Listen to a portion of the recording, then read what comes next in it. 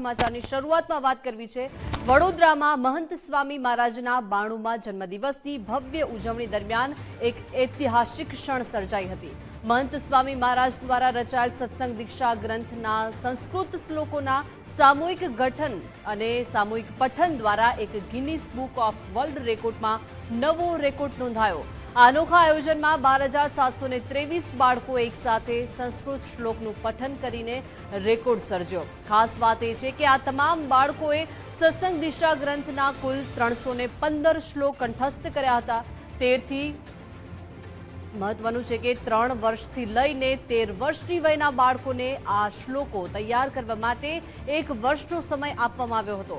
બાળકોની આ અદ્ભુત સિદ્ધિ પાછળ તેમની કઠોર મહેનત અને સંયમ જોવા મળ્યો। અમદાવાદની ધોરણ 5માં ભણતી દીકરી દીવા દેસાઈ પણ આ રેકોર્ડનો ભાગ બની હતી।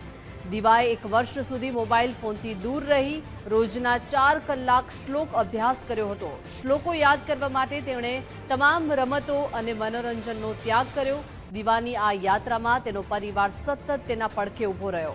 સમગ્ર કાર્યક્રમ મહંત સ્વામી મહારાજના આશીર્વાદ અને પ્રેરણાથી સંસ્કાર, સંયમ અને સંસ્કૃતિનું ઉત્તમ ઉદાહરણ બન્યો।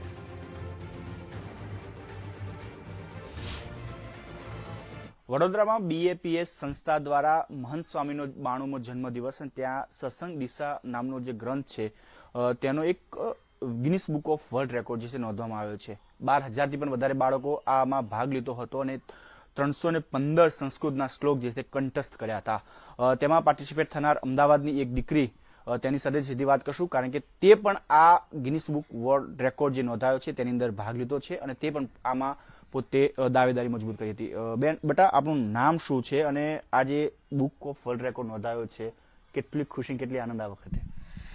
મારું નામ દીવા દેસાઈ છે અને મને આ ગિનીસ બુક ઓફ વર્લ્ડ રેકોર્ડમાં નામ આવ્યું એનાથી હું બહુ ખુશ છું। આ જે શ્લોક છે સામાન્ય રીતે સંસ્કૃતના શ્લોકો હતા। આ સંસ્કૃતના શ્લોકો તૈયાર કરવા કેટલી મહેનત કરવી પડી હતી? આ સંસ્કૃતના શ્લોકો માટે મને બહુ મહેનત કરવી પડી હતી અને મેં સંસ્કૃતના શ્લોક કરતા વખત બહુ બધી વસ્તુઓને ત્યાગી, જેમ કે હું નીચે રમવા નથી જતી, હું ટીવી, મોબાઈલ નથી જોતી ને એવું બધું પણ કર્યું।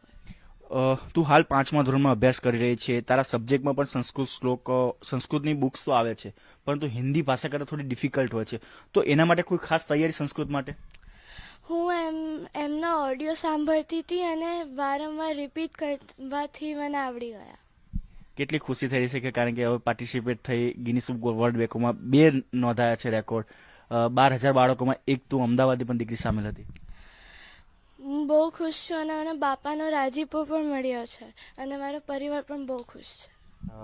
એમના મધર છે, તેમની સાથે સીધી વાત કરશું। બેન, ખાસ કરીને જ્યારે 3 થી 13 વર્ષના બાળકો જે આપણે તમે કહી રહ્યા છો, સામાન્ય રીતે આ જે ઉંમરના બાળકો હોય છે તેમને ગુજરાતીનું જ્ઞાન સારું હોય છે, કદાચ ઇંગ્લિશ મીડિયમમાં ભણતા હોય તો ઇંગ્લિશનું જ્ઞાન સારું હોય, પરંતુ સંસ્કૃત ભાષામાં શ્લોકો કંઠસ્થ કરવા કેટલો પડકાર હોય છે એક માતા પિતા તરીકે?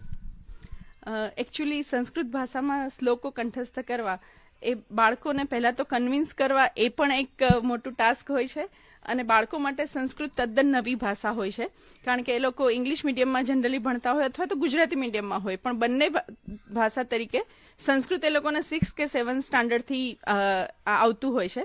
તો સંસ્કૃતમાં શ્લોક કરવા માટે એ લોકોને સંસ્કૃત વાંચતા આવડવું એ પણ એક અઘરી વસ્તુ હોય છે। તો જનરલી જે દીવાએ પર્ટિક્યુલરલી શ્લોક કર્યા છે એ ઓડિયો રિપીટેડલી સાંભળીને જરૂર પડે ત્યારે એને હિન્દીની જેમ અથવા તો એનું ઇંગ્લિશ ટ્રાન્સલેશન હોય એ રીડ કરીને અને જ્યાં જરૂર પડે ત્યાં લખીને શ્લોકો કંઠસ્થ કર્યા છે। આ તૈયારી કરાવવામાં અમારા મમ્મી પપ્પા ઉપરાંત મારા નાની અને દાદી દીવાના છે એમનો પણ ઘણો સપોર્ટ રહ્યો।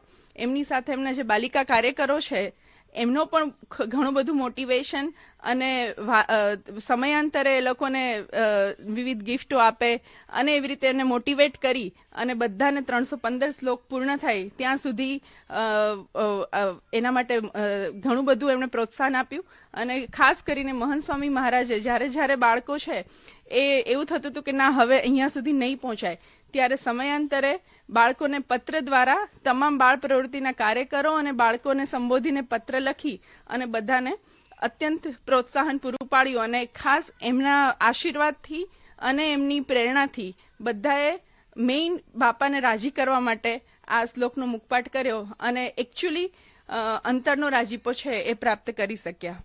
બેટા તે પણ જે સત્સંગ ગ્રંથ જે આખો ગ્રંથ હતો તે 315 શ્લોકો કંઠસ્થ કર્યા હતા. દર્શકો માટે બાપાનો એક શ્લોક. દેહોયમ સાધનમ મુક્તેન ભોગમાત્ર સાધનમ દુર્લભો નશ્વરશ્ચાયમ વારમ વારમ ન લભ્યતે.